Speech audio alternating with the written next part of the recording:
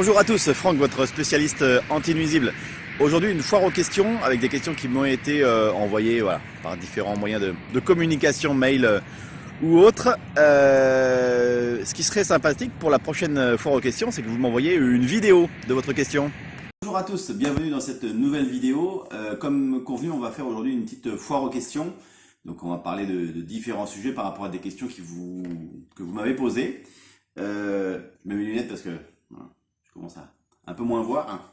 Les différents sujets qu'on va aborder aujourd'hui, donc ce sont les cafards, les rongeurs, les punaises de lit, les loirs et les blaireaux.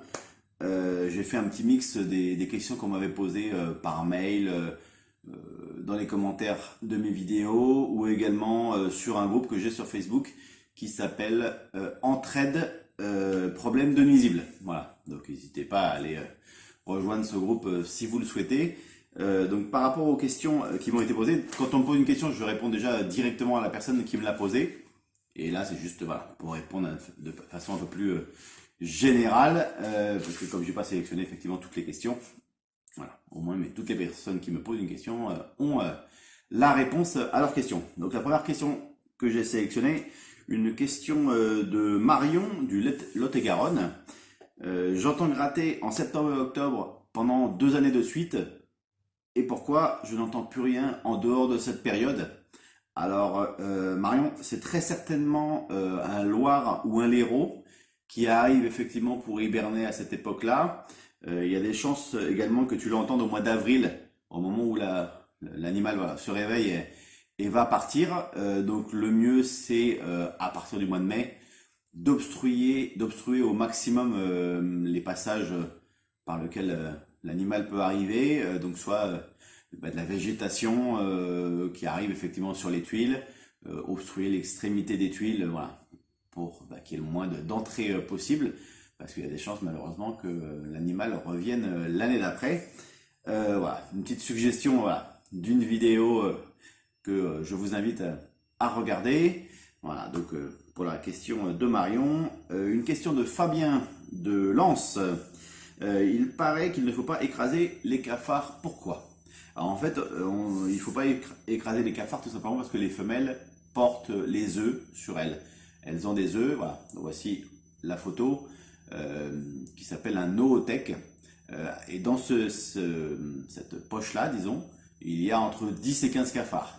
Donc il faut bien comprendre que si on écrase une femelle et que l'on fait éclore cette oothèque, on peut se retrouver avec des tout petits cafards que l'on ne va pas forcément voir et qui vont se retrouver dans les crampons de notre chaussure par exemple, et donc du coup on peut les déplacer ou en tout cas voilà, ne pas les éliminer totalement. Donc le mieux c'est de les attraper avec un sopalin et effectivement de mettre ça dans les toilettes pour être tranquille.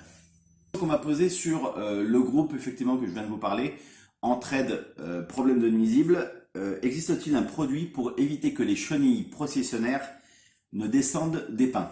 Alors pour ceux qui ne connaissent pas les chenilles processionnaires, ce sont les cocons blancs que l'on voit l'hiver sur les extrémités, essentiellement sur les extrémités des branches des pins, et vous avez à partir des beaux jours, décembre, s'il fait beau, il peut y avoir des descentes sur la face atlantique, mais sinon en général on va avoir ça de février à avril, des descentes de chenilles processionnaires, donc elles sont toutes les unes derrière les autres, voilà, donc comme vous pouvez voir sur cette photo, et les poils sont extrêmement urticants. Donc pour répondre à cette question, existe-t-il des produits qui permettent d'éviter que les chenilles processionnaires ne descendent des pins? Alors il n'y a pas de produits chimiques qui peuvent permettre cela, mis à part pulvériser effectivement un insecticide sur les colonnes de chenilles qu'on va apercevoir. Mais bon, déjà c'est pas très bon si on a des animaux domestiques, tout ça, l'insecticide qu'on envoie comme ça sur le sol, il risque de pas aimer. Les chenilles elles-mêmes peuvent envoyer un certain nombre de poils très urticants, donc c'est pas très conseillé. Le mieux évidemment, c'est de mettre, alors soit l'été des pièges à phéromones, soit le plus efficace, ce sont les pièges, les pièges éco-pièges qui se mettent sur le tronc des arbres. Voilà. D'ailleurs, voici une petite vidéo vous expliquant un petit peu les caractéristiques de l'intérêt de ce piège. Donc ça, c'est très efficace et ça permet, voilà, alors ça ne permettra pas de limiter celles qui sont déjà descendues, mais évidemment, mais ça permet au moins les années futures de les contenir et d'éviter tous les désagréments qu'on peut avoir par rapport à ces chenilles. Question de Jocelyne de Belgique. Comment boucher efficacement les trous faits par les rats? Alors, avant de boucher les trous faits par les rats, il faut déjà éliminer les rats. Ça, c'est une première chose. Voir un petit peu voilà, où ils passent. Voilà, vous avez quelques playlists sur les rongeurs voilà, que je vous propose ici. Donc, éliminer effectivement déjà les rats pour comprendre un peu voilà, où ils passent. Et une fois qu'on n'a plus de traces de rats, là, effectivement, on peut utiliser des produits comme le Excludeur qui permet d'obstruer les trous que vous avez à avoir autour des tuyaux, etc. Si les trous sont vraiment gros, bah, malheureusement, il va falloir mettre soit de la mousse expansive ou du ciment. Alors moi, ce que je conseille quand on met ça, parce que la mousse expansive, un rat peut évidemment le manger, donc de mettre un grillage dans le trou et après de mettre soit le ciment, soit la mousse expansive. Donc déjà, le grillage va le déranger, voilà, même s'il venait à grignoter ce que vous avez mis pour obstruer le trou. Voilà. Mais la première chose à faire, c'est d'éradiquer déjà ce problème de rongeur. Ensuite, nous avons une personne dont je n'ai pas le prénom. Voilà. Bonjour à toi. Comment savoir si j'ai des punaises de lit? Alors en fait, si vous dormez déjà beaucoup moins, parce que vous vous retrouvez avec des boutons répartis un petit peu partout sur le corps, que vous avez remarqué que ces boutons arrivent principalement la nuit, que vous avez éventuellement des points de quelques petites traces de sang sur les draps, la couette ou autre, c'est qu'effectivement il y a des chances que ce soit des punaises de lit. Il faut savoir qu'une punaise de lit peut piquer plusieurs fois par nuit, donc il ne suffit pas d'avoir 50 punaises pour être assez désagréablement dérangé. Et après, il faut chercher effectivement au niveau des plaintes, des lattes de sommier, du contour de matelas. Vous devriez avoir voilà, quelques petits regroupements voilà, de points noirs. Ça, c'est signe que les punaises de lit sont logées à cet endroit-là, enfin en tout cas à un de ces endroits-là. Donc après, voilà, le mieux c'est quand même de faire appel à un professionnel voilà, pour pouvoir déceler tout ça et puis pouvoir le traiter de façon définitive.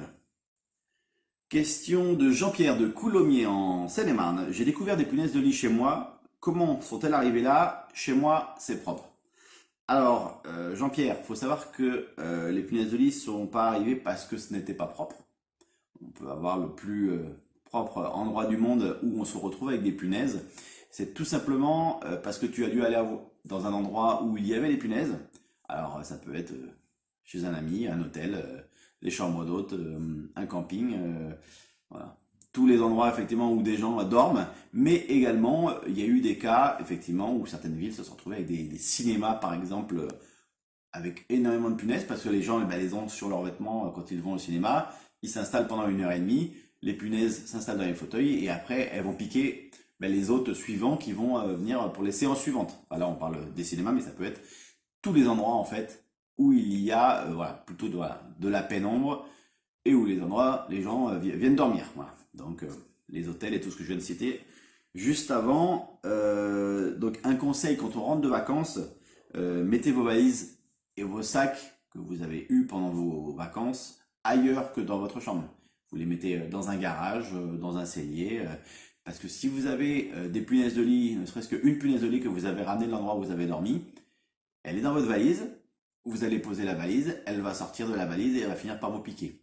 Il faut savoir qu'une punaise de lit peut rester jusqu'à 18 mois sans piquer. Donc 18 mois, ça fait 1 an et demi, quand même. Donc on peut mettre la valise au-dessus de l'armoire. Voilà, c'est pas pour ça que 6 mois plus tard, on va peut-être pas être piqué. Voilà, donc il faut faire très attention par rapport à ça. Donc c'est ce que je conseille. Voilà, ça permet de faire un minimum de prévention et de limiter tout ça.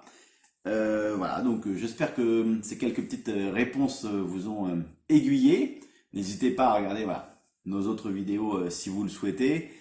À vous abonner bien évidemment si tout ceci vous a plu, à mettre un petit pouce comme ça, on va mettre dans le bon sens, hein, comme ça sur le bas de la vidéo, voilà, ça fait toujours plaisir, et à partager voilà, cette chaîne à vos amis qui ont peut-être des problèmes et qui vous en remercieront.